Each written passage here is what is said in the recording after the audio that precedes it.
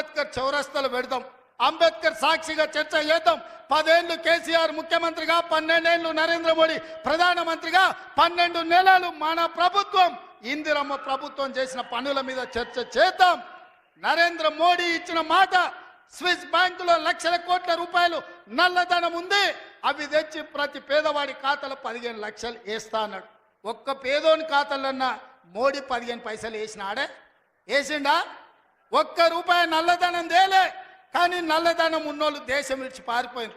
నీరవ్ మోడీ, ఆయన చోక్సీ, విజయ్ మాల్యా ఇట్లా 100ల మంది బ్యాంకులను ముంచి 16 లక్షల కోట్ల రూపాయలు బ్యాంకులకు ఎగదొప్పి పెట్టుబడిదారులు, మోడీ దోస్తులు దేశం విడిచి విదేశాలకు వారిపోయినరు తప్ప విదేశాలలో ఉన్న నల్లధనం ఒక్క పైసా కూడా మోడీ తెచ్చింది లేదు, పేదోడి ఖాతాలు వేసింది లేదు.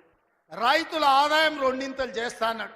కానీ రైతు వ్యతిరేక నల్ల చట్టాలు తెస్తే 16 నెలలు ఢిల్లీ సరిహద్దుల్లో సైనికులాగా వేలాది మంది రైతులు దీక్ష చేసి నరేంద్ర మోడీ మెడలు వంచి జాతికి క్షమాపణ చెప్పి రైతు వ్యతిరేక నల్ల చట్టాలను మోడీ చేత ఉపసంహరింపజేసిండ్రు రైతులు. అదేవిధంగా 2022 లోపల ప్రతి పేదవాడికి ఇల్లు అందిస్తా అన్నాడు మోడీ. ఏ పేదోడికి ఇల్లు ఇచ్చినవో ఈరోజు అప్పక్పల్లికి రా, చూపిద్దురా మోడీ ఇచ్చిన ఇల్లు ఎక్కడుందో. నేను అడుగుతున్నా, నారాయణపేటకు రా, మోడీ ఇచ్చిన ఇల్లు ఎక్కడున్నాయో నువ్వు చూపిద్దురా. సంవత్సరానికి 2 కోట్ల ఉద్యోగాలు ఇస్తున్నాడు. 12 ఏళ్ళు అయింది, 24 కోట్ల ఉద్యోగాలు రావాలి. ఆ లెక్కన ఒక తెలంగాణకే 1 కోటి ఉద్యోగాలు రావాలి. ఎవరికి వచ్చినాయో ఉద్యోగాలు? ఓ కిషన్ రెడ్డికి, ఓ బండి సంజయ్కి 2 ఉద్యోగాలు వచ్చినాయి. తెలంగాణలో ఎవరైనా మోడీ ఉద్యోగం ఇచ్చిండా? ఎవరికి ఉద్యోగాలు ఇచ్చిండో మోడీ వచ్చి చూపియాలి లెక్క. నేను ఇచ్చిన 55,000 మందికి మొదటి సంవత్సరంలో ఉద్యోగాలు తలకాయ లెక్క పెడితే ఎల్బీ స్టేడియం రా, ఒక్కొక్కరిని లెక్క పెట్టి పేరు రాసుకొని ఏ ప్రభుత్వ ఉద్యోగం ఇచ్చినో లెక్కలు చెప్తా. మోడీ గారు, నీ బంట్లను పంపిస్తావో, నీ బంట్రోతులను పంపిస్తావో నువ్వు పంపించు, లెక్క పెట్టి చూపించే బాధ్యత నాది. మోడీ ఒక రకంగా మోసం చేస్తే ఇక్కడున్న కేసీఆర్ గారు ఇంకొక రకంగా ప్రజల్ని వంచిండు, మోసం చేసిండు, దోపిడీ చేసిండు. ఇవాళ అందుకే సూటిగా నేను సవాలు విసిరదలుచుకున్న బీజేపీ బీఆర్ఎస్ వాళ్ళకు. బీఆర్ఎస్ 23లో అధికారం పోయింది, 24 పార్లమెంట్లో డిపాజిట్లు పోయినాయి. ఇప్పుడు జరిగే ఎమ్మెల్సీ ఎన్నికల్లో పోటీకి అభ్యర్థులు దొరకలేదు. అదో దిక్కుమాలిన పార్టీ. ఆ దిక్కుమాలిన పార్టీ తండ్రో దిక్కు, కొడుకో దిక్కు, అల్లుడో దిక్కు, బిడ్డో దిక్కు కాకుల్లాక వాడి పొడుసాలను చూస్తున్నారు. ఈ కాకులకు సరైన జవాబు చెప్పాల్సింది కాంగ్రెస్ పార్టీ కార్యకర్తలే అని చెప్పి నేను ఈ సందర్భంగా తెలియజేయదలుచుకున్నా. మీరు అడగండి, 10 ఏళ్ళు వాళ్ళు పరిపాలన చేశారు, 10 నెలల్లో మనం అన్నీ చేయలేదని అంటున్నా. 5 ఏళ్ల కోసం కదా ఈ ప్రభుత్వం ఎన్నికైంది. 5 ఏళ్లలో అన్ని పనులు పూర్తి చేసే బాధ్యత మనది. ఇవాళ అందుకే పేదలకు అనుకూలంగా పేదల పాలన ఉన్నది. పేదలు బాగుపడితే, పాలమూరు పచ్చబడితే వాళ్ళ కళ్ళు మండుతున్నాయి, వాళ్ళ కడుపు మండుతుంది. పాలమూరు ఎండాలే, మన జీవితాలు పాడు కావాలి అనేది వాళ్ళ ఆలోచన. అందుకే మనమందరం అప్రమత్తంగా ఉండాలి. ఈ జిల్లాకు ఒక అవకాశం వచ్చింది, మన ప్రాజెక్టులు మనమే పూర్తి చేసుకుందాం, మన నిధులు మనమే కేటాయించుకుందాం, మన పనులు పూర్తి చేసుకునే బాధ్యత మనది. ఇవాళ నారాయణపేటకు ఇవాళ ముఖ్యమంత్రి వచ్చిందంటే 1000 కోట్లతోని పనులు ప్రారంభించుకున్నామంటే ఓ మెడికల్ కాలేజీ, ఓ నర్సింగ్ కాలేజీ, ఓ పారామెడికల్ కాలేజీ, ఓ ఇంటిగ్రేటెడ్ రెసిడెన్షియల్ స్కూల్, ఓ మహిళలకు పెట్రోల్ బంక్, ఇందిరమ్మ ఇల్లు ఇక్కడి నుంచి రాష్ట్రానికి ప్రారంభించుకున్నామంటే ఇవాళ మనోడు మన బిడ్డ ఇవాళ ముఖ్యమంత్రి ఉన్నాడు కాబట్టి. పెద్దలు చెప్పిండ్రు మట్టికి పోయినా ఇంటోడే పోవాలి అని. ఇవాళ తెలంగాణ రాష్ట్రానికి మీ బిడ్డ ముఖ్యమంత్రి ఉంటే వాళ్ళ కడుపు మండుతుంది, కళ్ళల్లో నిప్పులు పోసుకుంటారు. ఇవాళ మన మధ్యలో పంచాయతీలు పెట్టాలని చూస్తారు, మన ప్రాజెక్టులు ఆపాలని చూస్తారు. అందుకే ఈ ప్రాంతంలో వచ్చే పరిశ్రమలైన సాగునీటి ప్రాజెక్టులకైనా భూసేకరణను అడ్డుకోకండి. మీకు నష్టపరిహారం అధికంగా ఇచ్చే బాధ్యత మాది. మీరు కొత్త ప్రాజెక్టులు, కొత్త భూములు కొనుక్కోండి, కొత్త ప్రాజెక్టులు కట్టుకోండి. 10 లక్షలు కానీ అవసరమైతే భూములు పోయేటోళ్ళకి 20 లక్షల రూపాయలు ఇప్పించే బాధ్యత నాది. మీ బిడ్డ ఉన్నాడు ఇక్కడ, మీ సోదరుడు ఉన్నాడు. మీరెవ్వరు బాధపడకండి, కన్నీళ్ళు పెట్టుకోకండి.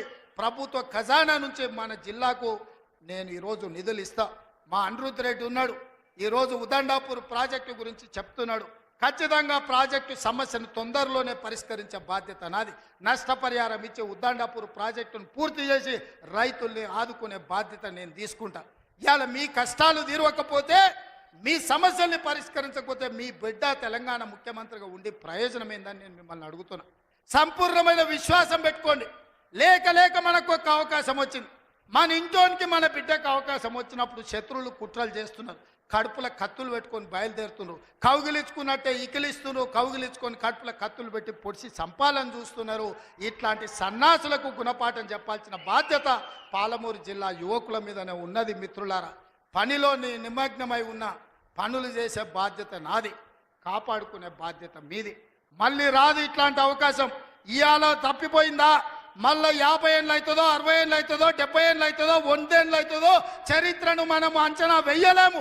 ఇవాళ వచ్చినప్పుడే మన ప్రాజెక్టులను పూర్తి చేసుకుందాం, పాలమూరును పూర్తి చేసుకుందాం, కల్వకుర్తిని పూర్తి చేసుకుందాం, భీమా నెట్టంపాడు కోల్చాగర్ను పూర్తి చేసుకుందాం, మక్తల్ నారాయణపేట కొడంగల్ ప్రాజెక్టును పూర్తి చేసుకుందాం, కొడంగల్లో పరిశ్రమలు తెద్దాం, మన ప్రాంత నిరుద్యోగ సమస్యని పరిష్కరిద్దాం. మీరందరూ అండగా నిలబడాలి. ఈ ప్రాంతాన్ని అభివృద్ధి చేసే బాధ్యత నాది. మళ్ళొకసారి సూటిగా కిషన్ రెడ్డి గారికి, బండి సంజయ్ గారికి, కేసీఆర్ గారికి, కేటీఆర్ గారికి నేను సవాల్ విసురుతున్నా. 12 ఏళ్ళు మోడీ పాలన మీద, 10 ఏళ్ళు కేసీఆర్ పాలన మీద, 12 నెలలు మా పాలన మీద మేము చర్చకు సిద్ధంగా ఉన్నాం. నేను మా సోదరుడు దామోదర్ రాజనరసింహ గారు మేము చర్చకు వస్తాం. తారీఖు చెప్పండి, ఏ సెంటరో చెప్పండి, ఏ సెంటర్ అయినా మేము తయారు. మీరు సిద్ధమైతే రాండి, ఎవరు ఏం చేసిండ్రో చర్చ చేద్దాం, తేలుద్దాం, తెలంగాణ ప్రజలకు వాస్తవాలు చెబుదాం. ఇంత గొప్ప కార్యక్రమాన్ని ఏర్పాటు చేసినందుకు మిత్రుడు శివకుమార్ రెడ్డి గారిని, అదేవిధంగా కాంగ్రెస్ పార్టీ కార్యకర్తల నాయకుల్ని, మా పర్ణికమ్మను మనస్ఫూర్తిగా అభినందిస్తున్నా. రాబోయే రోజుల్లో స్థానిక సంస్థల్లో కూడా మనం మన బలాన్ని నిరూపించాలి. పాలమూరి మొత్తం ఏకమై ఎవరిని సరిహద్దులకు రాకుండా చూడాలి.